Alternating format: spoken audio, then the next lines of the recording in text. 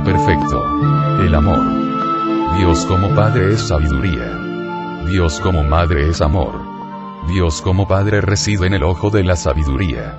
El ojo de la sabiduría se halla situado en el entrecejo. Dios como amor se halla en el templo corazón. Sabiduría y amor son dos columnas torales de la gran logía blanca. Amar, cuán bello es amar. Solo las grandes almas pueden y saben amar. El amor es ternura infinita, el amor es la vida que palpita en cada átomo como palpita en cada sol. El amor no se puede definir porque es la divina madre del mundo. Es eso que adviene a nosotros cuando realmente estamos enamorados. El amor se siente en lo hondo del corazón. Es una vivencia deliciosa. Es un fuego que consume, es vino divino, delirio del que lo bebe. Un simple pañuelito perfumado, una carta, una flor, promueven en el fondo del alma tremendas inquietudes íntimas, éxtasis exóticos, voluptuosidad inefable. Nadie ha podido jamás definir el amor. Hay que vivenciarlo, hay que sentirlo. Solo los grandes enamorados saben realmente qué es eso que se llama amor. El matrimonio perfecto es la unión de dos seres que verdaderamente saben amar. Para que haya verdaderamente amor se necesita que el hombre y la mujer se adoren en todos los 7 grandes planos cósmicos. Para que haya amor se necesita que exista una verdadera comunión de almas en las 3 esferas de pensamiento, sentimiento y voluntad. Cuando los dos seres vibran afines en sus pensamientos, sentimientos y voliciones, entonces el matrimonio perfecto se realiza en los 7 planos de conciencia cósmica. Existen personas que se hallan casadas en los planos físico y etérico, pero en el astral no lo están. Otras están casadas en los planos físico, etérico y astral, pero no lo están en el plano mental. Cada cual piensa a su manera. La mujer tiene una religión y el hombre otra, no están de acuerdo en lo que piensan, etcétera, etcétera, etcétera. Existen matrimonios afines en los mundos del pensamiento y del sentimiento, pero absolutamente opuestos en el mundo de la voluntad. Esos matrimonios chocan constantemente, no son felices. El matrimonio perfecto debe efectuarse en los 7 planos de conciencia cósmica. Existen matrimonios que no llegan ni siquiera hasta el plano astral. Entonces no existe ni siquiera la atracción sexual. Esos son verdaderos fracasos. Esa clase de matrimonios se fundamentan exclusivamente en la fórmula matrimonial. Algunas personas están viviendo vida matrimonial en el plano físico con determinado cónyuge, y en el plano mental viven vida conyugal con otro cónyuge diferente. Rara vez encontramos en la vida un matrimonio perfecto. Para que haya amor, se necesita que haya afinidad de pensamientos, afinidad de sentimientos y voluntades. Donde existe el cálculo aritmético, no hay amor. Desgraciadamente en la vida moderna el amor huele a cuenta de banco, a mercancías y a celuloide. En aquellos hogares donde solo existen sumas y restas, no existe el amor.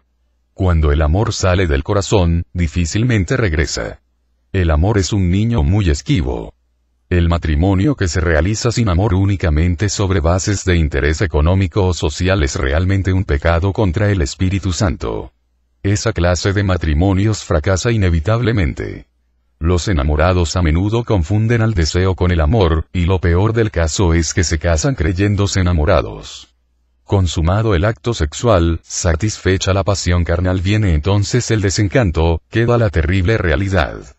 Los enamorados deben autoanalizarse a sí mismos antes de casarse para saber si realmente están enamorados. La pasión se confunde fácilmente con el amor. El amor y el deseo son absolutamente opuestos. Aquel que verdaderamente está enamorado es capaz de dar hasta la última gota de sangre por el ser adorado. Examínate a ti mismo antes de casarte. ¿Te sientes capaz de dar hasta la última gota de sangre por el ser que adoras? ¿Serías capaz de dar tu vida para que el ser adorado viviese? Reflexiona y medita. ¿Existe verdadera afinidad de pensamientos, sentimientos y voluntades con el ser que tú adoras? Recuerda que si esa afinidad completa no existe, entonces tu matrimonio, en vez del cielo, será un verdadero infierno. No te dejes llevar del deseo. Matad no solamente el deseo, sino hasta la sombra misma del árbol tentador del deseo. El amor comienza con un relámpago de simpatía deliciosa, se substancializa con la ternura infinita, y se sintetiza en suprema adoración. Un matrimonio perfecto es la unión de dos seres que se adoran absolutamente. En el amor no existen proyectos ni cuentas de banco. Si tú estás haciendo proyectos y cálculos, es porque no estás enamorado. Reflexiona antes de dar el gran paso. ¿Realmente estás enamorado? Cuídate de la ilusión del deseo. Recuerda que la llama del deseo consume la vida, y queda entonces la tremenda realidad de la muerte. Contempla los ojos del ser que adoras, piérdete entre la dicha de sus pupilas, pero si quieres ser feliz, no te dejes llevar del deseo. No confundas hombre enamorado, el amor con la pasión. Autoanalízate profundamente. Es urgente saber si ella te pertenece en espíritu. Es necesario saber si sois completamente afín con ella en los tres mundos de pensamiento, sentimiento y voluntad. El adulterio es el resultado cruel de la falta de amor. La mujer verdaderamente enamorada preferiría la muerte antes que el adulterio. El hombre que adultera no está enamorado. El amor es terriblemente divino. La bendita diosa madre del mundo es eso que se llama amor. Con el fuego terrible del amor podemos transformarnos en dioses para penetrar llenos de majestad en el anfiteatro de la ciencia cósmica.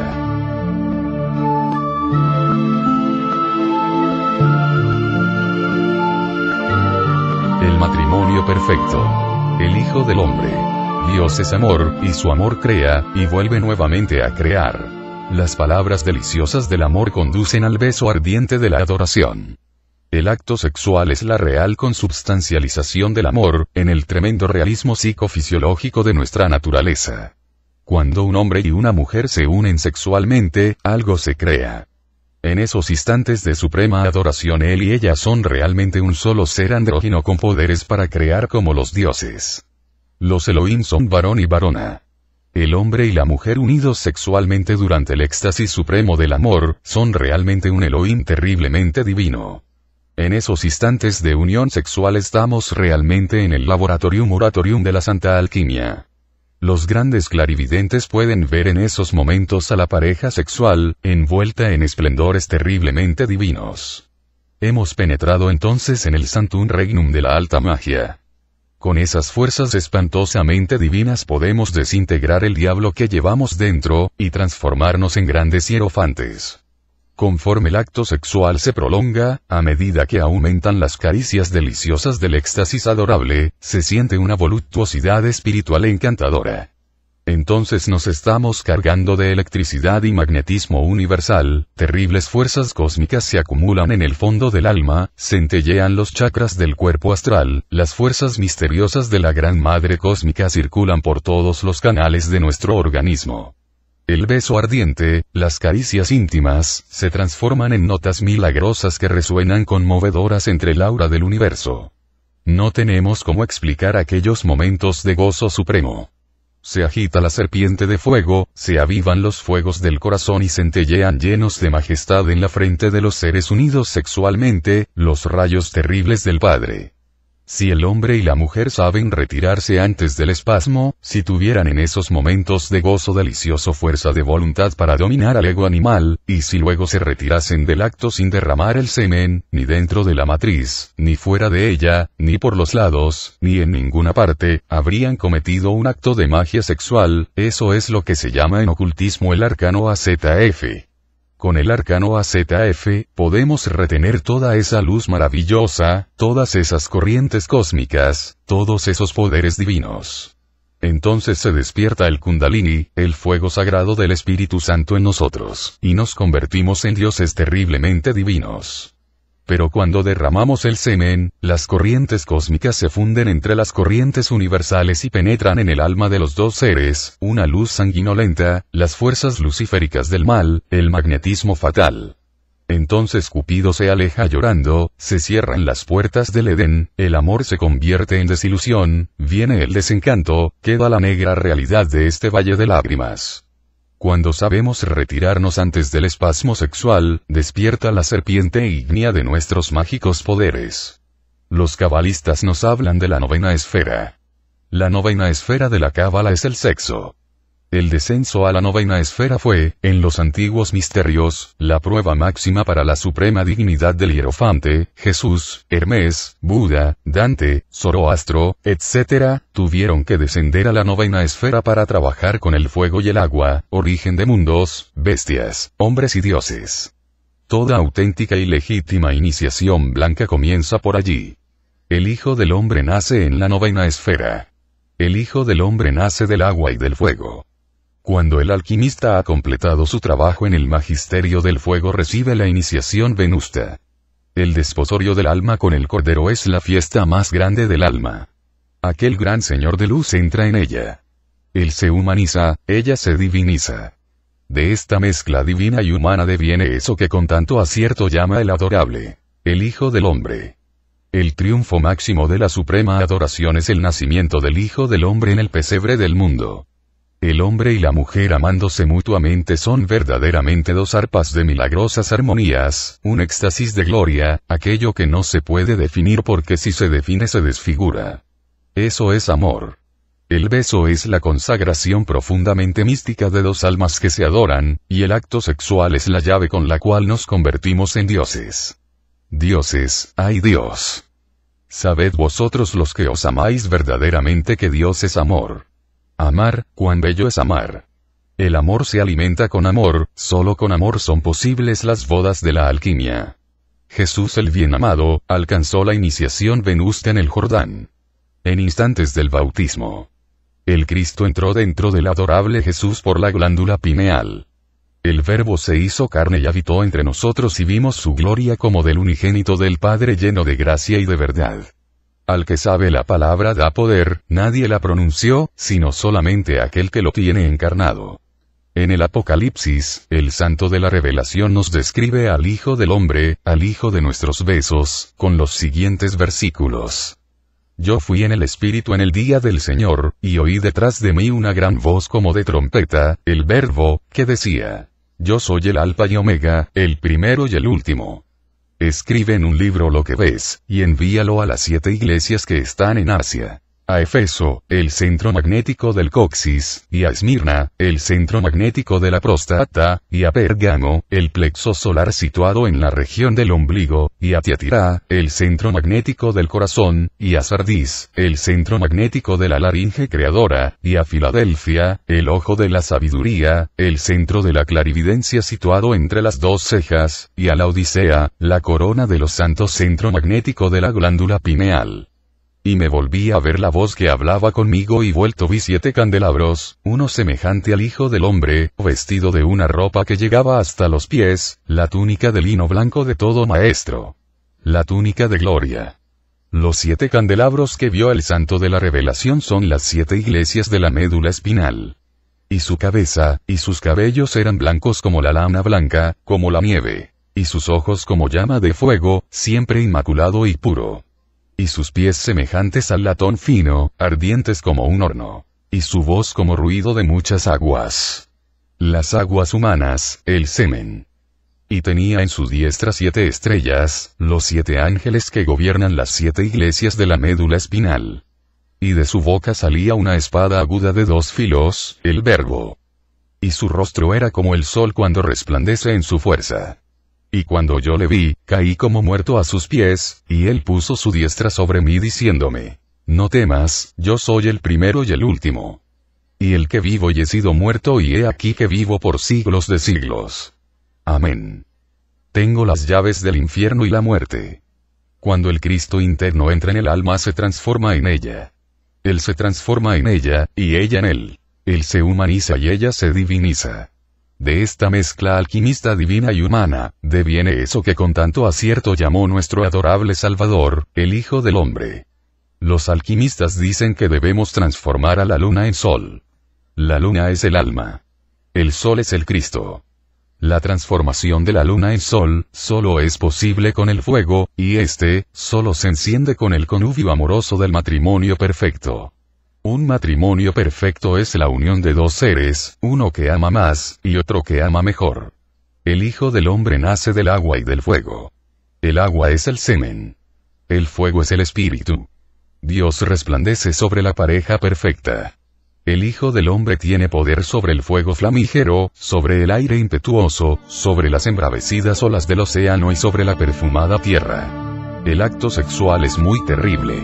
Con justa razón dice el Apocalipsis: el que venciere le haré columna del templo de mi Dios, y no saldrá más de allí.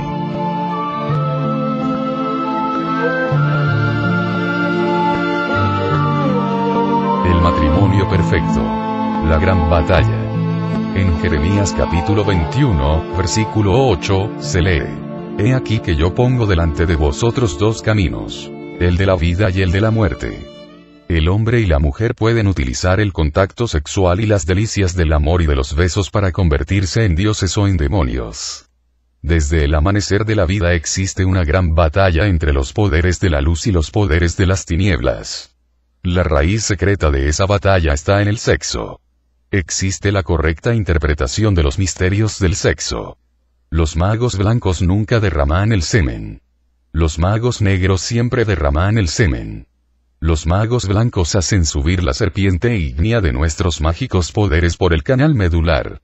Los magos negros hacen descender la culebra hacia los infiernos atómicos del hombre. Los dioses y los demonios viven en eterna lucha. Los dioses defienden la doctrina de la castidad. Los demonios odian la castidad. En el sexo está la raíz del conflicto entre dioses y demonios. La gran batalla se realiza en la luz astral. La luz astral es el depósito de todas las formas pasadas, presentes y futuras de la gran naturaleza. La luz astral es el lazo y la magnesia de los viejos alquimistas, el dragón volador de Medea, el INRI de los cristianos, el tarot de los bohemios.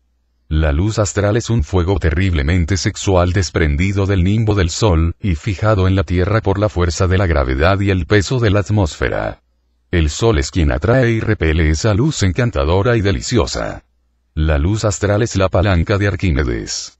El viejo sabio dijo: dadme un punto de apoyo y moveré el universo. El semen es el astral líquido del hombre. En el semen está la luz astral. El semen es la llave de todos los poderes y la clave de todos los imperios. La luz astral tiene dos polos, uno positivo, otro negativo. La serpiente subiendo es positiva. La serpiente bajando, es negativa. Cuando sube, es la serpiente de bronce que sanaba a los israelitas en el desierto. Cuando baja, es la serpiente tentadora del Edén. Cuando sabemos adorar y besar con ternura infinita y suprema castidad, la serpiente sube. Cuando gozamos ardientemente de la lujuria, y derramamos la copa, la serpiente se precipita embriagada por la locura, hacia los infiernos atómicos del hombre. En la región de la luz moran los seres que se adoran. En la región de las tinieblas viven las almas que se embriagan con el cáliz de la lujuria, y que después de haberse embriagado derraman la copa. Esas almas se consumen entre el fuego de su propia lujuria. La tierra está dirigida por Cristo y Yahvé, quienes viven en eterna lucha. Cristo es el jefe de los dioses. Yahvé es el jefe de los demonios. Yahvé es aquel demonio terriblemente perverso que tentó a Cristo en la montaña y tentándole le decía: Itababo, todos estos reinos del mundo te los entregaré si te arrodillas y me adoras. Y Cristo le decía: Satán, Satán, escrito está: al Señor tu Dios no tentarás y solo a Él obedecerás. Yahvé es un ángel caído terriblemente perverso. Yahvé es el genio del mal. Cristo es el jefe de la gran logía blanca, y Yahvé, su antítesis, es el jefe de la gran logía negra. Los poderes de la luz y de las tinieblas viven en eterna lucha, y esa lucha tiene su raíz en el sexo. El semen es el campo de batalla. En el semen luchan a muerte los ángeles y los demonios. El hueso medular del gran conflicto entre ángeles y demonios es el sexo. Allí está el problema. Allí está la raíz de todas las doctrinas blancas y negras. Cristo tiene su programa de acción. Yahvé tiene el suyo. Los escogidos siguen al Cristo. La gran mayoría de seres humanos sigue fanáticamente a Yahvé. Empero todos se esconden detrás de la cruz. En la luz astral se combaten mutuamente las columnas de ángeles y demonios. Frente a cada ángel, existe un demonio. Todo ser humano tiene su doble. He ahí uno de los misterios de las almas gemelas. Los lamas dicen que Devadeth fue hermano y rival de Buda. Es el rey del infierno. El doble es semejante en todo a su doble. Los dobles son análogos, tienen las mismas tendencias, con las diferencias de las analogías de los contrarios. Frente a un astrólogo blanco existe un astrólogo negro. Si un maestro enseña magia sexual blanca, su doble, enseñará magia sexual negra. Los dobles son semejantes en todo, pero antitéticos. La fisonomía y cuerpo de los dobles son semejantes porque son gemelos. Este es uno de los grandes misterios del ocultismo. Cada alma blanca tiene un doble negro, un alma contraria que antagoniza y combate. El amor y el contraamor se combaten mutuamente. Anael es el ángel del amor. Lilith es su doble tenebroso. Lilith representa al contraamor. En los antiguos tiempos, el gran teurgo Jámblico invocó a estos dos genios, y entonces de un río salieron dos niños. El amor y el contraamor, Eros y Anteros, Anael y Lilith. Las multitudes que presenciaron el milagro de Jámblico se postraron ante el gran teurgo. El discípulo de la rocallosa senda que conduce al nirvana se llena de éxtasis cuando tiene la dicha de contemplar a Anael, el ángel del amor. Anael se presenta ante sus invocadores que lo saben llamar. Anael es un hermoso niño de la aurora. En presencia del ángel del amor sentimos regresar a la perdida inocencia del Edén. El cabello de Anael parece una cascada de oro cayendo sobre sus hombros alabastrinos. El rostro del ángel del amor tiene el color sonrosado de la aurora. Anael viste con túnica blanca y es de una belleza indescriptible.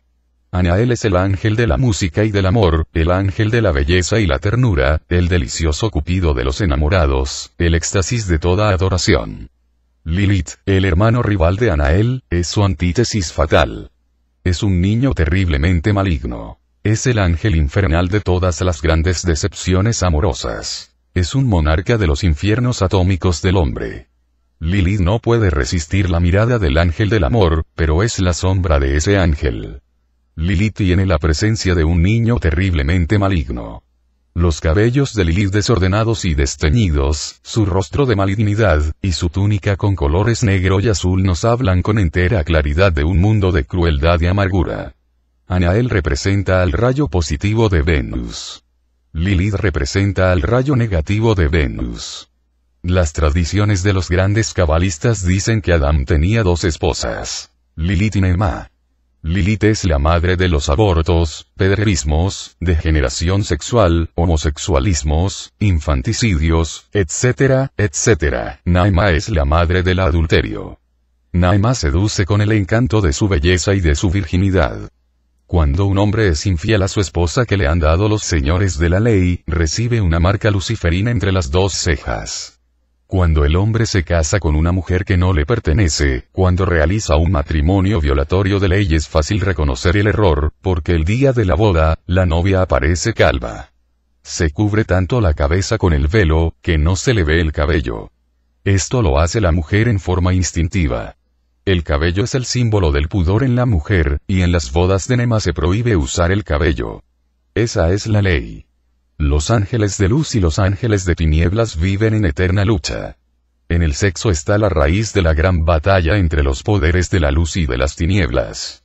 Todo planeta tiene dos polaridades de acuerdo con la gran ley. El rayo positivo de Marte está representado por Elohim Gibor. El rayo negativo de Marte está representado por el doble de este Elohim. Ese doble se llama Andramelech. El perverso demonio Andramelech está reencarnado ahora en la China. El jefe supremo del rayo positivo de la luna es Jehová. Chavajot es exactamente su antítesis, su hermano rival. Jehová dirige el rayo positivo de la luna. Chavajot dirige el rayo negativo de la luna. Jehová enseña la magia sexual blanca. Chavajot enseña la magia sexual negra. Existen dos lunas. La luna blanca y la luna negra. En las dos lunas se hallan representadas las fuerzas femeninas universales de la sexualidad. La creación deviene de los procesos evolutivos del sonido. El sonido es la expresión de la sexualidad. Los ángeles crean con el poder sexual de la laringe creadora.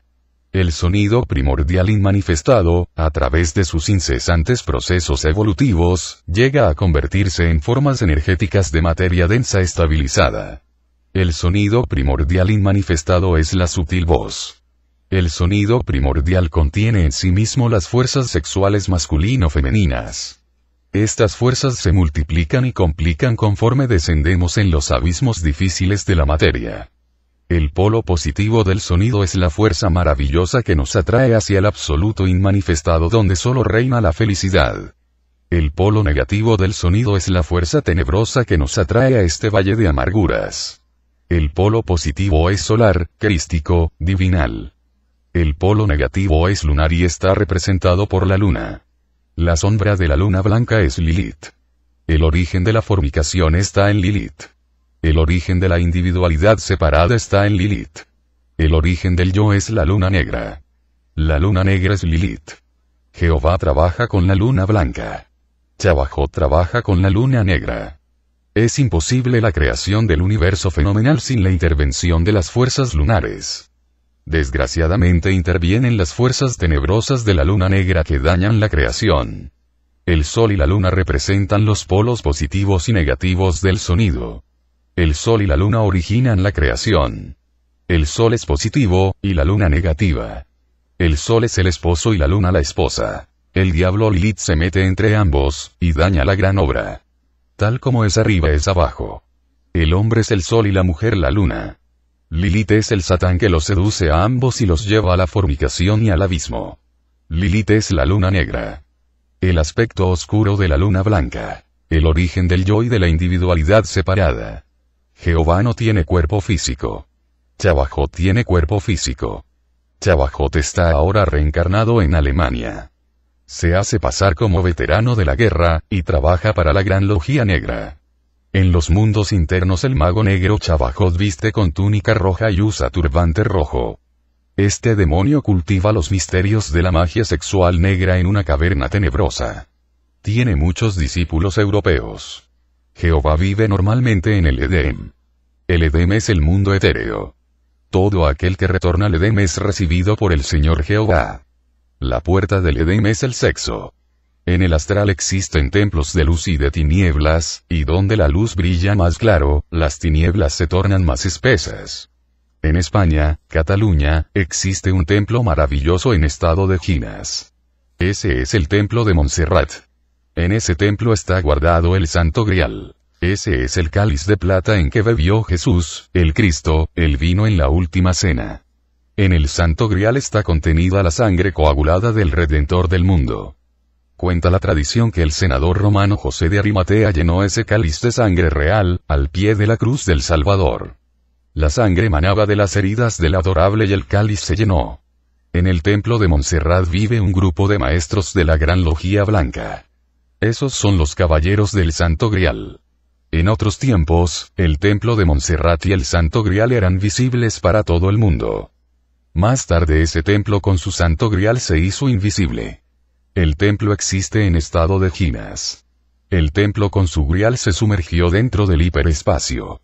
Ahora solo con cuerpo astral o también con el cuerpo físico en estado de ginas podemos visitar el templo. Un cuerpo físico puede ser sacado del mundo tridimensional y colocado en la cuarta dimensión. Todo eso se puede realizar mediante el uso sabio del hiperespacio. Pronto la astrofísica demostrará la existencia del hiperespacio. Las tribus indígenas de América conocieron a fondo la ciencia ginas. Los caballeros tigres, en México, sabían meter su cuerpo físico dentro del hiperespacio. Existen en América lagunas, montañas y templos en estado de ginas. El templo de Chapultepec, en México, se halla en estado de ginas. Está metido dentro del hiperespacio. El maestro Viracocha recibió la iniciación en este templo. Junto a todo templo de luz, existe un templo de tinieblas. Donde la luz resplandece más, allí las tinieblas, por contraste, cambian de aspecto, se tornan más espesas.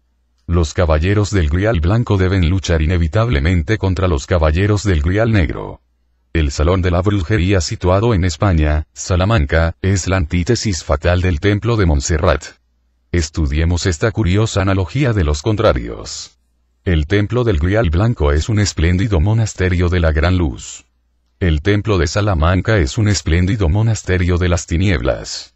El monasterio de Montserrat tiene 2 pisos. El Salón de la Brujería también tiene 2 pisos. El templo de Montserrat está rodeado de bellos y dulces jardines. El salón de la brujería también está rodeado de románticos jardines donde cada flor exhala un hálito de muerte. Ambos edificios son espléndidos. En ambos edificios se habla bien de la verdad y de la justicia.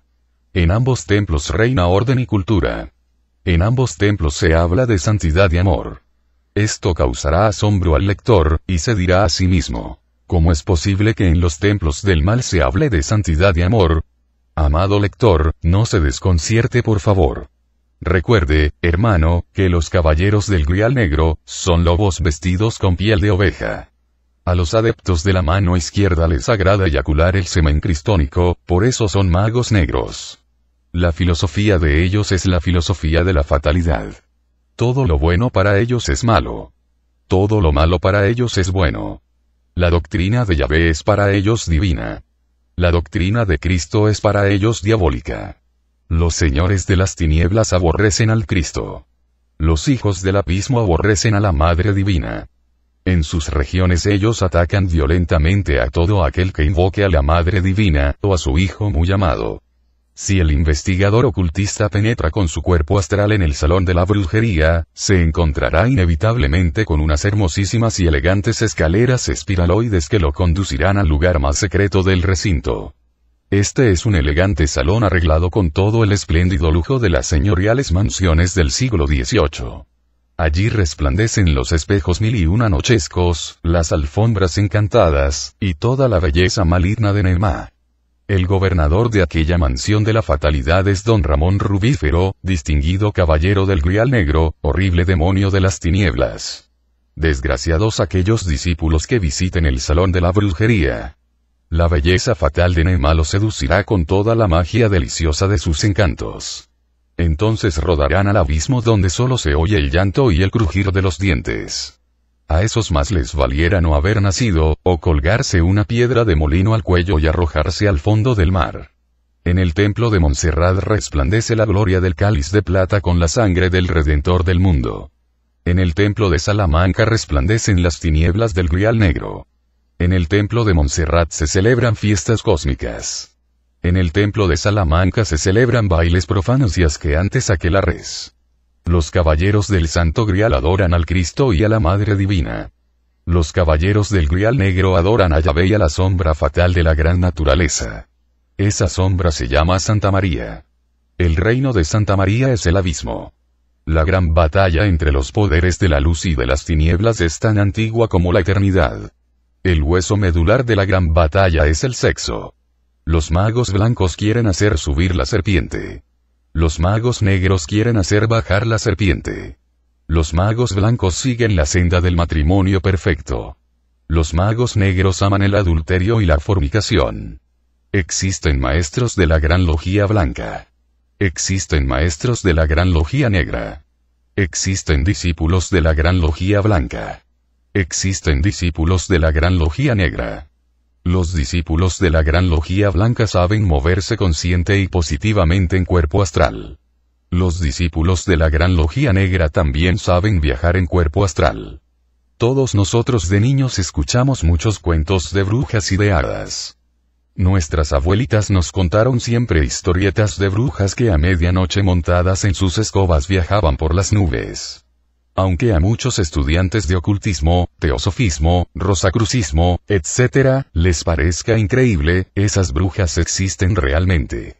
No andan montadas en escobas como creen las abuelitas, pero sí saben viajar por los aires. Las llamadas brujas, viajan con su cuerpo de carne y hueso a través del espacio. Ellas saben aprovechar el hiperespacio para transportarse de un lugar a otro con cuerpo físico. Pronto la astrofísica descubrirá la existencia del hiperespacio. Este puede ser demostrado con la hipergeometría. Cuando un cuerpo se sumerge en el hiperespacio, se dice de este, que ha entrado en estado de ginas. Todo cuerpo en estado de ginas se escapa de la ley de la gravedad. Entonces flota en el hiperespacio. Existe el volumen y el hipervolumen. Las llamadas brujas se mueven dentro del hipervolumen del espacio curvo en que vivimos. La curvatura del espacio no pertenece exclusivamente al planeta Tierra. La curvatura del espacio corresponde al infinito espacio estrellado. Si los ciclones constituyen por sí mismos una prueba del movimiento de rotación terrestre, es también muy cierto y exactamente lógico que la rotación de todos los soles, constelaciones y mundos, es una prueba concreta de la curvatura del espacio. Los magos blancos también saben poner su cuerpo físico en estado de ginas. Jesús caminó sobre las aguas del mar de Galilea aprovechando inteligentemente el hiperespacio. Los discípulos del Buda aprovechando el hiperespacio podían atravesar una roca de lado a lado. En la India existen yogis que, aprovechando el hiperespacio, pueden pasar por entre el fuego sin quemarse. Pedro, utilizando el hiperespacio se escapó de la prisión y se salvó de la pena de muerte. El gran yogi Pantajali dice, en sus aforismos, que practicando un samyasi sobre el cuerpo físico, este se vuelve como de algodón y flota en los aires. Un samyasi consta de 3 tiempos: concentración, meditación y éxtasis. Primero, se concentra el yogi en su cuerpo físico. Segundo, medita sobre su cuerpo físico, provocando el sueño. Tercero, lleno de éxtasis se levanta de su lecho con su cuerpo en estado de jinas. Entonces penetra en el hiperespacio y, escapando de la ley de la gravedad, flota en el aire. Los devotos de Santa María, brujas y zánganos, hacen esto mismo con las fórmulas de la magia negra. Los magos blancos penetran con su cuerpo en estado de jinas dentro de una dimensión de tipo superior. Los magos negros, con su cuerpo físico en estado de jinas, entran en una dimensión de tipo inferior. En toda la naturaleza existe una resta y suma de dimensiones siempre infinita. Abandonamos una dimensión para penetrar en otra superior o inferior. Esa es la ley. El reino de Santa María es el abismo de los fracasados. El reino de la luz es la región de los dioses. En el reino de la luz solo pueden vivir aquellos que han llegado a la suprema castidad. En el abismo, la castidad es un delito, y la fornicación se vuelve ley. El que vea el elegante salón de Yabesemo se deslumbrará por el lujo y la alegría. Allí se encontrará con millares de magas negras dotadas de una terrible belleza maligna. El alma inexperta que penetre en esas regiones del mal podría extraviarse por la senda del error y caer para siempre en el abismo de perdición. La belleza maligna de Nema es peligrosa. En los templos de la luz solo vemos amor y sabiduría. Allí ya no pueden entrar los tenebrosos porque estos viven en una dimensión de tipo inferior. La belleza de Nema es la fatalidad.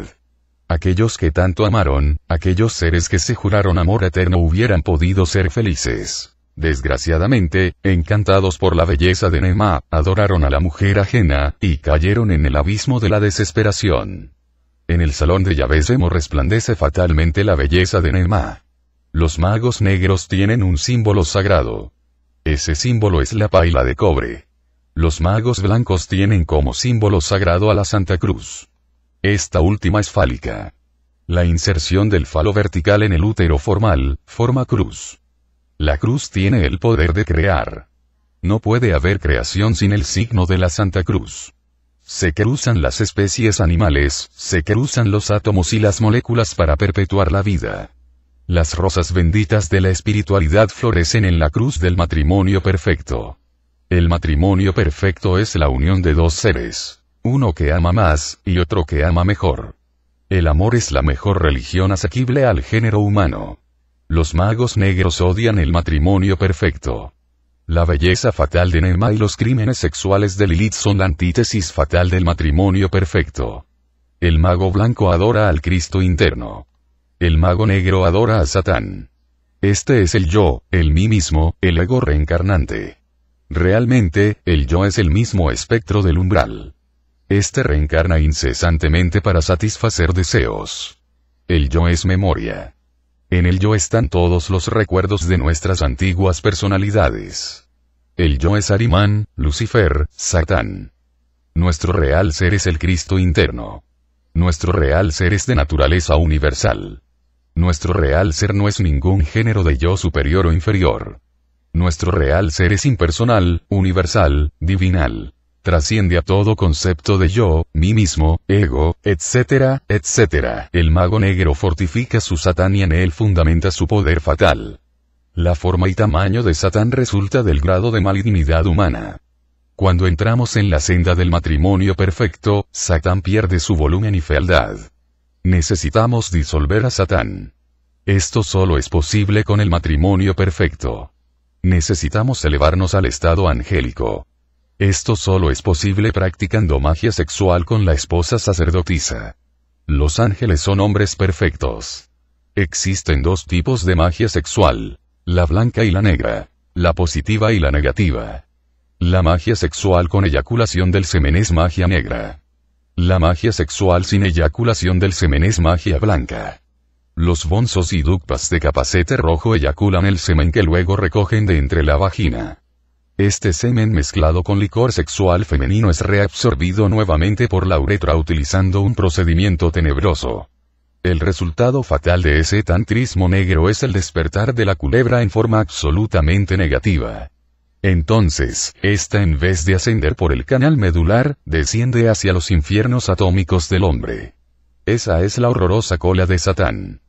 Con este procedimiento bonzos y dukpas se separan del Cristo interno para siempre y se hunden en el espantoso abismo para siempre. Ningún mago blanco eyacula el semen. El mago blanco anda por la senda del matrimonio perfecto. Bonzos y dukpas de capacete rojo quieren, por este procedimiento fatal, unir los átomos solares y lunares para despertar el Kundalini. El resultado de su ignorancia es la separación del Dios interno para siempre. Los magos blancos mezclan los átomos solares y lunares dentro de su mismo laboratorio sexual. Para eso es el matrimonio perfecto. Bendita sea la mujer. Bendito sea el amor. La gran batalla entre los magos blancos y negros tiene su raíz en el sexo. La serpiente tentadora del Edén y la serpiente de bronce que sanaba a los israelitas en el desierto se combaten mutuamente. Cuando la serpiente sube, nos volvemos ángeles. Cuando baja, demonios. Durante la magia sexual se refuerzan los tres alientos de la casa puro que descienden por el cordón brahmánico.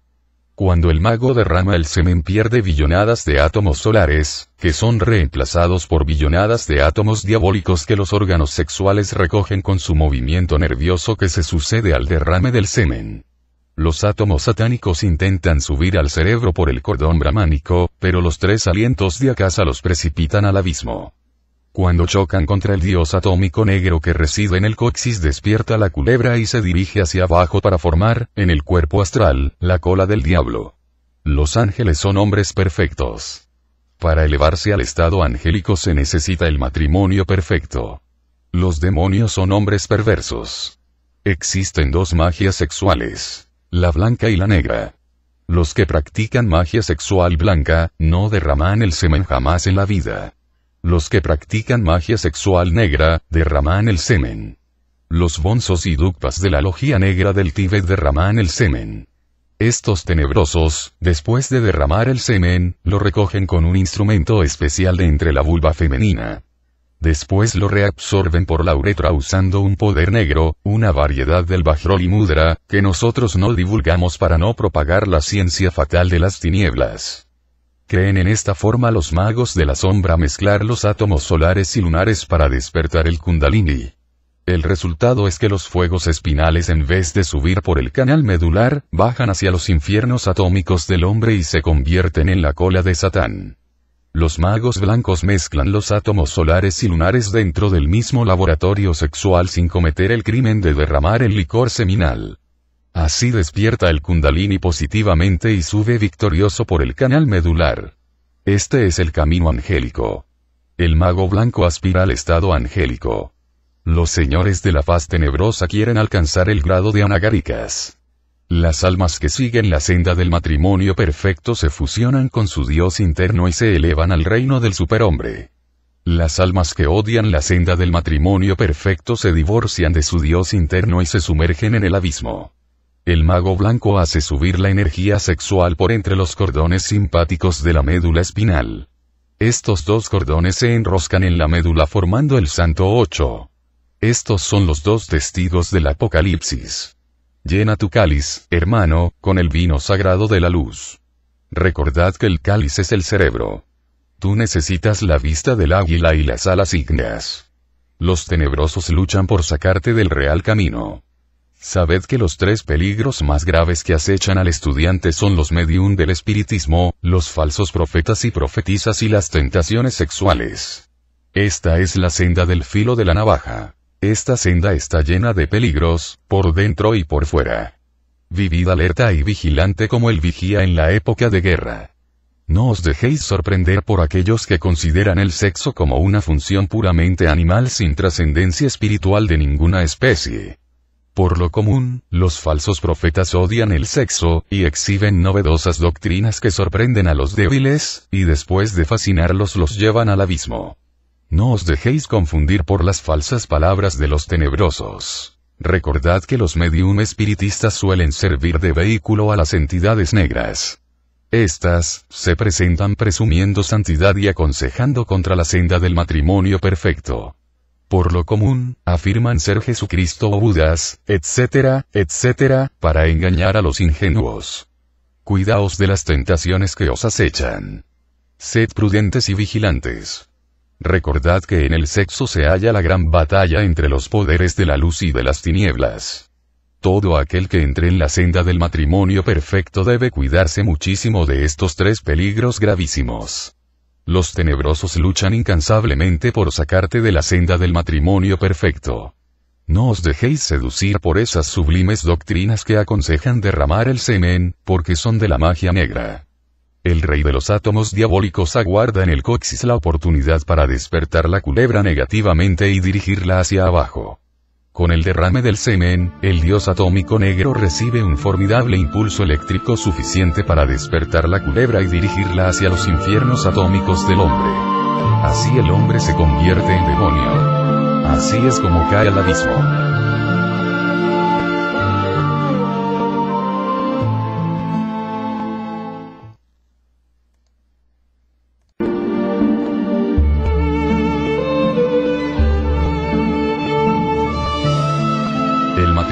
Perfecto.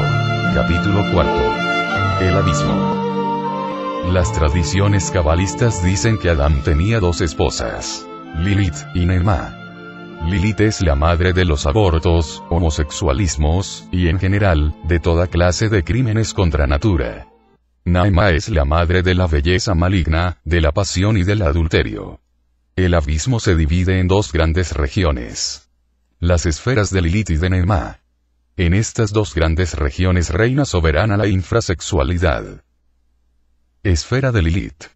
En la esfera infrasexual de Lilith viven aquellos que odian el sexo. Monjes, anacoretas, predicadores de sectas tipo pseudo-esotérico, pseudo-yoguines que aborrecen el sexo, monjas, etcétera, etcétera. Todas estas gentes infrasexuales, por el hecho mismo de ser infrasexuales, suelen ser afines con gentes de sexo intermedio. Así no es difícil hallar el homosexualismo metido en muchos conventos, religiones, sectas y escuelas de tipo pseudo-esotérico. Los infrasexuales se consideran a sí mismos como gente de tipo inmensamente superior a las personas de sexo normal. Ellos miran con desprecio a las personas de sexo normal considerándolas inferiores. Todos los tabúes y restricciones, todos los prejuicios que actualmente condicionan la vida de las personas de sexo normal, fueron firmemente establecidos por los infrasexuales. Conocimos el caso de un viejo anacoreta que predicaba cierta doctrina de tipo pseudo-ocultista.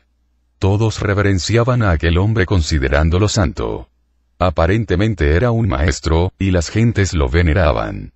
Al fin una pobre mujer descubrió todo, cuando éste le propuso una unión sexual contra natura, dizque para iniciarla. Realmente este anacoreta era un infrasexual. Sin embargo, dizque había hecho voto de castidad. Aquel hombre odiaba mortalmente el arcano AZF, la magia sexual, y la consideraba peligrosa, empero no tenía inconveniente alguno en proponerle a sus devotas uniones extravaginales porque realmente era un infrasexual. ¿Quién podría dudar de este hombre? Aparentemente era un santo. Así creía la gente, sus secuaces le consideraban maestro. Odiaba el sexo. Sí, lo odiaba mortalmente. Esa es la característica de los degenerados infrasexuales. Lo más grave de todo es que ellos se autoconsideran superiores a las personas de sexo normal. Se sienten supertrascendidos, y llegan a seducir a las personas de sexo normal y las convierten en sus secuaces. En nuestra misión de divulgación esotérica gnóstica, hemos tenido oportunidad de estudiar a los infrasexuales. A menudo los oímos diciendo frases como las siguientes: vosotros los gnósticos sois egoístas porque a todas horas estáis pensando únicamente en vuestro kundalini y en la magia sexual. Sois unos fanáticos del sexo. La magia sexual es puramente animal. El sexo es algo muy grosero. Yo soy espiritualista y aborrezco todo lo que sea materialista y grosero. El sexo es inmundo. Existen muchos caminos para llegar a Dios. Yo vivo únicamente para Dios y no me interesan esas porquerías del sexo. Yo sigo la castidad y aborrezco el sexo, etcétera, etcétera. Este es precisamente el lenguaje de los infrasexuales. Siempre autosuficientes. Siempre con el orgullo de sentirse superiores a las personas de sexo normal. Una mujer infrasexual que odiaba al marido nos dijo: yo magia sexual solo la practicaría con mi gurú. Esta frase la dijo en presencia de su marido. Aquella mujer no tenía relación sexual con el marido dizque porque odiaba el sexo. Sin embargo aceptó practicar magia sexual pero únicamente con su gurú. Ella tenía afinidad con el gurú porque este era también infrasexual. Este es el santo ya citado en este capítulo. Aquel que gozaba proponiendo a las devotas uniones sexuales contra natura. Conocimos el caso de un archihierofante que odiaba a las mujeres y a menudo decía frases como esta: yo a las mujeres les doy con los pies. Predicaba una doctrina y sus secuaces le adoraban como a un dios. Vivía siempre rodeado de adolescentes, y así pasaba el tiempo hasta que la policía descubrió todo. Era un invertido, un homosexual corruptor de menores. Sin embargo él tenía el orgullo de todos los infrasexuales. El orgullo de sentirse supertrascendido, inefable, divino. La esfera de Lilith es la esfera de la gran energía. Estas gentes ya no tienen posibilidad de redención porque odian al Espíritu Santo. Toda clase de pecados serán perdonados menos el pecado contra el Espíritu Santo. La energía sexual es una emanación de la Madre Divina. Aquel que renuncia a la Madre Cósmica, aquel que odia a la Madre Divina, aquel que profana la energía de la Madre Divina se hundirá en el abismo para siempre. Allí tendrán que pasar por la muerte segunda. Psicología de la esfera de Lilith. La esfera de Lilith se distingue por su crueldad. La psicología de esta esfera tiene variados aspectos. Monjes y monjas que odian el sexo. Homosexualismo en los conventos. Homosexualismos fuera de toda vida monacal. Abortos provocados. Gentes que aman la masturbación. Gentes criminales del lupanar. Gentes que gozan torturando a otros. En esta esfera hallamos los crímenes más horribles que registran las crónicas de policía. Horribles casos de sangre, crímenes de origen homosexual. Espantoso sadismo. Homosexualismo en las cárceles. Homosexualismo entre mujeres. Espantosos criminales mentales. Aquellos que gozan haciendo sufrir al ser que aman. Infanticidios horribles. Parricidios, matricidios, etcétera, etcétera. Gentes pseudo-ocultistas que prefieren sufrir de poluciones nocturnas antes que casarse. Gentes que odian mortalmente el arcano AZF, y el matrimonio perfecto. Gentes que creen llegar a Dios odiando el sexo. Gentes anacoretas que aborrecen el sexo, y que lo consideran como vulgar y grosero. Esfera de Nehemá. La esfera de Nehemá seduce con el encanto de su belleza maligna. En esta esfera infrasexual hallamos a todos los Juan Tenorios y doñas Ineses. En esta esfera se desenvuelve el mundo de la prostitución. Los infrasexuales de Nehemá se sienten muy hombres. En esta esfera viven aquellos que tienen muchas mujeres. Ellos se sienten felices en el adulterio. Se creen muy hombres, ignoran que son infrasexuales. En la esfera de Nehemá hallamos también millones de prostitutas. Esas pobres mujeres son víctimas del encanto fatal de Nehemá. En la esfera de Nehemá hallamos elegantes señoras de alta posición social. Esas gentes son felices en el adulterio. Ese es su mundo. En la región infrasexual de Nehemá encontramos dulzura que conmueve el alma. Virginidades que seducen con el encanto de sus ternuras. Mujeres bellísimas que seducen. Hombres que abandonan sus hogares hechizados por el encanto de esas beldades preciosísimas. Embelezos indescriptibles. pasiones incontenibles, salones preciosísimos, elegantes cabarets, lechos mullidos, bailes deliciosos, orquestas del abismo, palabras de romance que no se pueden olvidar, etcétera, etcétera. Los infrasexuales de Nehemá a veces aceptan el arcano AZF, la magia sexual, pero fracasan porque no logran evitar la eyaculación del semen. Casi siempre se retiran del matrimonio perfecto hablando horrores contra este. Los hemos escuchado diciendo: yo practiqué magia sexual y a veces logré sostenerme sin derramar el semen. Era yo un animal gozando de las deliciosas pasiones del sexo. Después de retirarse del sendero del filo de la navaja representado por la médula espinal, buscan refugio en alguna seductora doctrina de Nehemá, y si tienen la suerte de no caer en la esfera de Lilith, entonces continúan eyaculando el licor seminal. Ese es su mundo infrasexual. Psicología de la esfera de Nehemá. Los habitantes infrasexuales de la esfera de Nehemá son delicadísimos. Ellos son los que dicen frases como estas: la ofensa se lava con sangre. Maté por honor de hombre. Mi honor desairado. Soy un marido ofendido, etc. El tipo de Nehemá es el de aquel que se juega la vida por cualquier dama. El tipo pasional, amante del lujo, esclavo de los prejuicios sociales, amigo de borracheras, banquetes, fiestas, modas elegantísimas, etcétera, etcétera. Esta gente considera el matrimonio perfecto como algo imposible, y cuando lo aceptan, duran muy poco en esta senda porque fracasan. Este tipo de gentes gozan bestialmente en el sexo. Cuando este tipo de gentes aceptan el arcano AZF, lo utilizan para gozar la lujuria, y tan pronto encuentran alguna seductora doctrina que les brinde refugio, entonces se retiran del matrimonio perfecto. Mística de Nehemá. Algunas veces encontramos tipos místicos en la esfera infrasexual de Nehemá. Estos no beben, ni comen carnes, ni fuman o bien son muy religiosos aun cuando no sean vegetarianos. El tipo místico de Nehemá es solo pasional en secreto.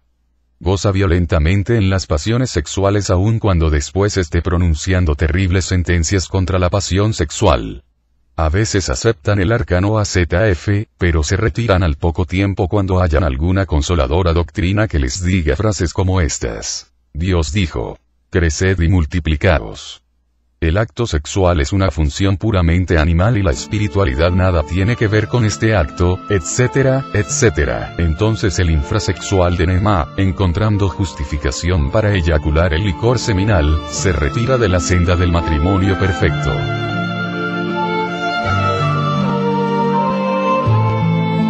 Capítulo 5. Sexualidad normal. Entiéndase por personas de sexualidad normal aquellas que no tienen conflicto sexual de ninguna especie. La energía sexual se divide en tres tipos distintos. Primero, la energía que se halla relacionada con la reproducción de la raza y la salud del cuerpo físico en general. Segundo, la energía que se halla relacionada con las esferas del pensamiento, sentimiento y voluntad. Tercero, la energía que se halla relacionada con el espíritu divino del hombre. La energía sexual es realmente y sin duda alguna, la energía más sutil y poderosa que normalmente se produce y conduce a través del organismo humano. Todo lo que es el hombre, incluyendo las tres esferas del pensamiento, sentimiento y voluntad, no es sino el resultado exacto de las distintas modificaciones de la energía sexual. Debido al aspecto tremendamente sutil y poderoso de la energía sexual resulta ciertamente difícil el control y almacenamiento de esta energía. Además, su presencia representa una fuente de inmenso poder, que si no se sabe manejar puede llegar a producir una verdadera catástrofe. Existen en el organismo ciertos canales por donde normalmente debe circular esta poderosa energía. Cuando esta energía llega a infiltrarse en el delicado mecanismo de otras funciones, entonces el resultado violento es el fracaso. En este caso se dañan muchos centros delicadísimos del organismo humano, y el individuo se convierte de hecho en un infrasexual. Toda actitud mental negativa puede conducir directa o indirectamente a estas catástrofes violentas y destructoras de la energía sexual. el odio al sexo, el odio al arcano AZF, el asco o repugnancia por el sexo, el desprecio al sexo, la subestimación del sexo, los celos pasionales, el miedo al sexo, el cinismo sexual, el sadismo sexual, la obscenidad, la pornografía, la brutalidad sexual, etcétera, etcétera, convierten al ser humano en infrasexual. El sexo es la función creadora por la cual el ser humano es un verdadero Dios. La sexualidad normal resulta de la plena armonía y concordancia de todas las demás funciones. La sexualidad normal nos confiere el poder de crear hijos sanos, o de crear en el mundo del arte, o de las ciencias. Toda aptitud mental negativa hacia el sexo produce infiltraciones de esta poderosa energía en otras funciones, provocando pavorosas catástrofes cuyo fatal resultado es la infrasexualidad. Toda aptitud negativa de la mente fuerza a la energía sexual y la obliga a circular por canales y sistemas aptos para las energías mentales, volitivas, o cualquier otro tipo de energías menos poderosas que la energía sexual. El resultado es fatal porque esa clase de canales y sistemas, no pudiendo resistir el tremendo voltaje de la energía poderosísima del sexo, se calientan y funden como un cable demasiado delgado y fino cuando pasa por él una corriente eléctrica de alta tensión. Cuando el hombre y la mujer se unen sexualmente en matrimonio perfecto son, en esos instantes de voluptuosidad, verdaderos dioses inefables. El hombre y la mujer sexualmente unidos, forman un andrógino divino perfecto. Un Elohim macho-hembra. Una divinidad terriblemente divina. Las dos mitades separadas desde el amanecer de la vida, se unen por un instante para crear. Eso es inefable, sublime, eso es cosa de paraíso. La energía sexual es peligrosamente volátil y potencialmente explosiva. Durante el acto secreto, durante el éxtasis sexual, la pareja está rodeada de esta tremenda energía terriblemente divina. En estos instantes de dicha suprema, y de besos ardientes que incendian las profundidades del alma, podemos retener esa luz maravillosa para purificarnos y transformarnos absolutamente. Cuando se derrama el vaso de Hermes, cuando viene el derrame, la luz de los dioses se retira dejando abiertas las puertas para que entre en el hogar la luz roja y sanguinolenta de Lucifer. Entonces el encanto desaparece y viene la desilusión y el desencanto. Después de poco tiempo el hombre y la mujer inician el camino del adulterio, porque su hogar se ha convertido en un infierno. Es una característica de la naturaleza el movilizar enormes reservas de energía creadora para crear cualquier cosmos. Empero solo emplea de sus enormes reservas una cantidad infinitesimal para realizar sus creaciones. Así, pues, el hombre pierde en una eyaculación seminal 6 o 7 millones de espermatozoos. Sin embargo, se necesita un infinitesimal espermatozoo para engendrar un hijo. En la Lemuria ningún ser humano eyaculaba el semen. Entonces las parejas se unían sexualmente en los templos para crear. En esos instantes las jerarquías lunares sabían utilizar un espermatozoide y un huevo para crear sin necesidad de llegar hasta el orgasmo y la eyaculación seminal. Nadie derramaba el semen. El acto sexual era un sacramento que solo se verificaba en el templo. La mujer en aquella época paría sus hijos sin dolor y la serpiente se levantaba victoriosa por el canal medular. En aquella época el hombre no había salido del Edén. La naturaleza entera le obedecía, y no conocía el dolor ni el pecado. Fueron los tenebrosos lucíferes quienes le enseñaron al hombre a derramar el semen. El pecado original de nuestros primeros padres fue el crimen de derramar el semen. Eso es fornicación. Cuando el hombre paradisíaco fornicó penetró entonces en el reino de los lucíferes. El hombre actual es luciférico. Es absurdo derramar 6 o 7 millones de espermatozoides cuando solo se necesita uno para crear.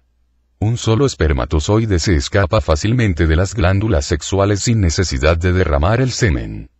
Cuando el hombre regresa al punto de partida, cuando restablezca el sistema sexual del Edén, la serpiente sagrada del Kundalini se levantará otra vez victoriosa para convertirnos en dioses. El sistema sexual del Edén es sexualidad normal. El sistema sexual del hombre luciférico es absolutamente anormal. No solo se fornica físicamente, existe también fornicación en los mundos mental y astral. Aquellos que se ocupan en conversaciones de tipo lujurioso, aquellos que leen revistas pornográficas, Aquellos que asisten a salones de cine donde exhiben películas eróticas pasionales, gastan enormes reservas de energía sexual. Esas pobres gentes utilizan el material más fino y delicado del sexo, gastándolo miserablemente en la satisfacción de sus brutales pasiones mentales. La fantasía sexual produce impotencia de tipo psicosexual. Esa clase de enfermos tiene erecciones normales, son hombres aparentemente normales, pero en el instante en que van a efectuar la conexión del miembro y la vulva, la erección cede cayendo el falo, y quedando en el más horrible estado de desesperación. Ellos han vivido en la fantasía sexual y cuando realmente se hallan ante la cruda realidad sexual que nada tiene que ver con la fantasía, entonces se confunden y no son capaces de responder a la realidad como es debido. El sentido sexual es formidablemente sutil y tremendamente rápido, gracias a su energía finísima e imponderable. El nivel molecular donde actúa el sentido sexual, es millones de veces más rápido que las ondas del pensamiento. La mente lógica y la fantasía son piedras de tropiezo para el sentido sexual. Cuando la mente lógica con todos sus razonamientos, o cuando la fantasía sexual con todas sus ilusiones eróticas quieren controlar el sentido sexual o encauzarlo dentro de sus ilusiones, entonces es destruido fatalmente. La mente lógica y la fantasía sexual destruyen el sentido sexual cuando intentan ponerlo a su servicio. La impotencia psicosexual es la tragedia más espantosa que puede afligir a los hombres y a las mujeres fanáticas o a las gentes de tipo puramente razonativo. La lucha de muchos monjes, monjas, anacoretas, pseudo-yoguines, etcétera, para embotellar el sexo entre su fanatismo religioso, para recluirlo en la cárcel de sus penitencias, para amordazarlo y esterilizarlo, para prohibirle toda manifestación creadora, etcétera, convierte al fanático en un esclavo de sus propias pasiones, en un esclavo del sexo incapaz de pensar en otra cosa que no sea el sexo. Esos son los fanáticos del sexo. Los degenerados de la infrasexualidad. Estas gentes se descargan todas las noches con poluciones nocturnas asqueantes, o contraen vicios homosexuales o se masturban miserablemente. Querer recluir el sexo es tanto como querer embotellar el sol. Un hombre así es el esclavo más abyecto del sexo, y sin provecho alguno ni placer verdadero. Un hombre así es un infeliz pecador. Una mujer así es una mula estéril, una esclava vil de aquel a quien quiere esclavizar, el sexo. Los enemigos del Espíritu Santo son gentes del abismo. A esa gente más le valiera no haber nacido, o colgarse una piedra al cuello y arrojarse al fondo del mar. El ser humano debe aprender a vivir sexualmente. Ya viene la edad del sexo, la edad de la nueva era acuaria. Las glándulas sexuales están controladas por el planeta Urano, y este es el regente de la constelación de Acuario. Así pues, la alquimia sexual es de hecho la ciencia de la nueva era acuaria. La magia sexual será oficialmente acogida en las universidades de la nueva era acuaria. Aquellos que presumen ser mensajeros de la nueva era acuaria, y que sin embargo odian el arcano AZF, demuestran hasta la saciedad ser realmente impostores porque la nueva era acuaria está gobernada por el regente del sexo. Este regente es el planeta Urano. La energía sexual es la energía más fina del cosmos infinito. La energía sexual puede convertirse en ángeles o en demonios. La imagen de la verdad se halla depositada en la energía sexual. El diseño cósmico del Adán Cristo se halla depositado en la energía sexual. El Hijo del Hombre, el superhombre, nace del sexo normal, el superhombre, jamás podría nacer de los infrasexuales. El reino de los infrasexuales es el abismo. El poeta griego Homero dijo, más vale ser un mendigo sobre la tierra, y no un rey en el imperio de las sombras. Este imperio es el mundo tenebroso de los infrasexuales.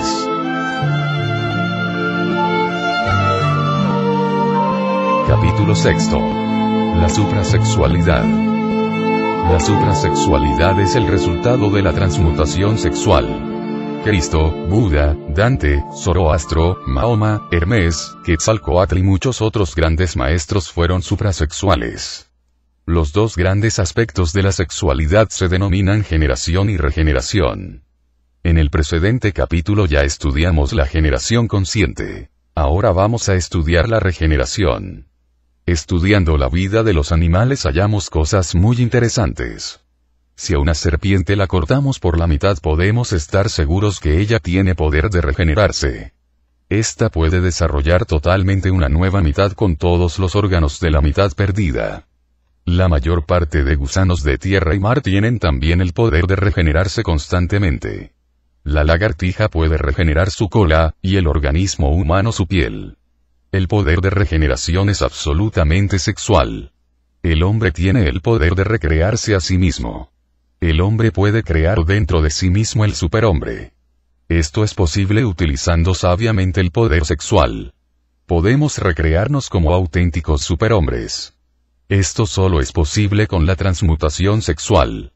La clave fundamental de la transmutación sexual es el arcano AZF, la magia sexual. En la unión del falo y el útero se halla la clave de todo poder.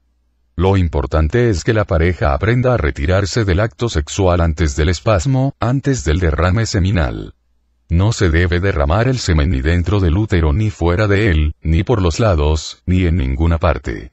Hablamos así claro para que la gente entienda, aun cuando algunos puritanos infrasexuales nos califiquen de pornográficos. La vida humana por sí misma no tiene ninguna significación. Nacer, crecer, trabajar duramente para vivir, reproducirse como un animal y luego morir, esa es realmente una cadena de martirios que lleva el hombre enredada en el alma. Si esa es la vida no vale la pena vivir. Afortunadamente llevamos en nuestras glándulas sexuales la semilla, el grano.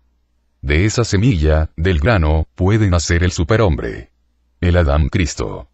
El niño de oro de la alquimia sexual. Por eso sí vale la pena vivir. El camino es la transmutación sexual. Esta es la ciencia de Urano. Este es el planeta que controla las gónadas o glándulas sexuales. Este es el planeta que gobierna la constelación de Acuario. Urano tiene un ciclo sexual de 84 años. Urano es el único planeta que dirige sus polos hacia el Sol. Los dos polos de Urano corresponden a los dos aspectos masculino-femenino. Estas dos fases se alternan en dos periodos de 42 años cada uno. El estímulo alternante de los dos polos de Urano gobierna toda la historia sexual de la evolución humana. Épocas en que las mujeres se desnudan para lucir sus cuerpos, alternan con épocas en que los hombres se engalanan. Épocas de preponderancia femenina, alternan con épocas de caballeros intrépidos. Esa es la historia de los siglos. Cuando el ser humano llega a la edad madura es estimulado entonces por el ciclo antitético, opuesto al que gobernó durante nuestra infancia y juventud.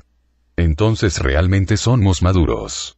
Nos sentimos sexualmente estimulados por el opuesto sexual. Realmente la edad madura es maravillosa para el trabajo de regeneración sexual. Los sentimientos sexuales son más ricos y maduros a los 40 que a los 30 años. El superhombre no es el resultado de la evolución. El superhombre nace de la semilla. El superhombre es el resultado de una tremenda revolución de la conciencia. El superhombre es el hijo del hombre mencionado por el Cristo. El superhombre es el Adán Cristo. La evolución significa que nada está quieto, todo vive dentro de los conceptos de tiempo, espacio y movimiento. La naturaleza contiene en sí todas las posibilidades. Nadie llega a la perfección con evolución. Algunos se vuelven más buenos y la inmensa mayoría, terriblemente perversos. Esa es la evolución. El hombre de la inocencia, el hombre paradisíaco de hace unos cuantos millones de años, es ahora, después de mucho evolucionar, el hombre de la bomba atómica, el hombre de la bomba de hidrógeno, y el corrompido del peculado y el crimen. La evolución es un proceso de complicación de la energía. Necesitamos retornar al punto de partida, el sexo, y regenerarnos. El hombre es una semilla viviente. La semilla, el grano, debe esforzarse para que germine el superhombre. Eso no es evolución. Eso es una tremenda revolución de la conciencia. Con justa razón dijo el Cristo. Y como Moisés levantó la serpiente en el desierto, así es necesario que el Hijo del Hombre sea levantado. El Hijo del Hombre es el Adán Cristo, el superhombre. Con la transmutación sexual nos regeneramos absolutamente. A la edad del éxtasis sexual precede siempre la edad del gozo sexual. La misma energía que produce el goce sexual, cuando se transmuta produce entonces el éxtasis. La lámpara del ermitaño del arcano 9, que normalmente se halla encerrada entre las profundas cavernas de los órganos sexuales, debe ser colocada dentro de la torre del templo. Esa torre es el cerebro. Entonces quedamos iluminados. Ese es el camino realmente positivo que nos convierte en maestros del samadhi, éxtasis. Toda verdadera técnica de la meditación interna está íntimamente relacionada con la transmutación sexual. Necesitamos levantar la lámpara bien alto para iluminarnos. Todo pichón alquimista después de haber sido coronado, se va alejando poco a poco del acto sexual. El connubio secreto se va distanciando cada vez más, de acuerdo con ciertos ritmos cósmicos marcados con el Gog oriental. Así es como se subliman las energías sexuales hasta transmutarse absolutamente para producir el éxtasis continuo. El pichón de la alquimia que en precedentes reencarnaciones trabajó en el magisterio del fuego, realiza este trabajo de laboratorio sexual en un tiempo relativamente corto. Empero, aquellos que por primera vez trabajan en la gran obra, necesitan por lo menos 20 años de trabajo muy intenso y 20 para irse retirando muy lentamente del trabajo de laboratorio. Total 40 años para realizar todo el trabajo. Cuando el alquimista derrama el vaso de Hermes se apaga el fuego del hornillo del laboratorio y se pierde todo el trabajo. La edad del éxtasis místico comienza donde la edad del gozo sexual termina. Todo aquel que alcance la iniciación venusta, tiene después un trabajo muy difícil que realizar. Este trabajo consiste en la transformación de las energías sexuales. Así como se puede hacer un trasplante vegetal, pasar una planta de una maceta con tierra a otra, así también se debe trasplantar la energía sexual, extraerla del hombre terrenal, y pasarla, trasplantarla en el Adán Cristo. En alquimia se dice que debemos liberar al nuevo filosofal de la asqueante podredumbre de la materia y entregárselo definitivamente al Hijo del Hombre. El resultado de este trabajo es sorprendente y maravilloso. Este es precisamente el instante en que el Adán Cristo puede tragarse su humana conciencia. Antes de ese momento la conciencia del Adán de pecado debe haber muerto. El Dios interno solo puede devorarse el alma. Al llegar a estas alturas el Maestro se ha realizado absolutamente. Desde ese instante hemos logrado el éxtasis continuo, la suprema iluminación de los grandes hierofantes. El nacimiento del superhombre es un problema absolutamente sexual. Necesitamos nacer nuevamente para entrar en el reino de los cielos. El superhombre es tan distinto al hombre como el rayo a la nube negra. El rayo sale de la nube pero no es la nube. El rayo es el superhombre. La nube es el hombre. La regeneración sexual pone en actividad los poderes que tuvimos en el Edén. Nosotros perdimos esos poderes cuando caímos en la generación animal. Nosotros reconquistamos esos poderes cuando nos regeneramos. Así como el gusano puede regenerar su cuerpo, y la lagartija su cola, así también nosotros podemos regenerar los poderes perdidos, para resplandecer nuevamente como dioses. Las energías sexuales ya trasplantadas en el Adán Cristo, resplandecen con la blancura inmaculada de la divinidad. Esas energías parecen entonces terribles rayos divinos. Es tremenda la grandeza y la majestad del superhombre. Realmente el superhombre brilla por un momento en la noche de los siglos y luego desaparecer, se vuelve invisible para el hombre. Por lo común, podemos encontrar huellas de semejante clase de seres en algunas escuelas secretas de regeneración, acerca de las cuales casi nada se sabe oficialmente. Es por esas escuelas secretas que conocemos la existencia de esos sublimes seres suprasexuales. Las escuelas de regeneración tienen épocas de actividad pública, y épocas de trabajo secreto. El planeta Neptuno gobierna cíclicamente la actividad de esas escuelas. En el organismo humano, Neptuno tiene control sobre la glándula pineal. Solo con la transmutación sexual se pone en actividad esta glándula de dioses. Urano controla las glándulas sexuales, y Neptuno la glándula pineal. Urano es alquimia sexual práctica. Neptuno estudio esotérico. Primero debemos estudiar y luego trabajar en el laboratorio. Urano tiene un ciclo sexual de 84 años y Neptuno un ciclo de estudio de 165 años. El ciclo de Urano es el promedio de la vida humana, el ciclo de Neptuno es el ciclo de actividad pública de ciertas escuelas de regeneración. Solo por la senda del matrimonio perfecto llegamos a la suprasexualidad.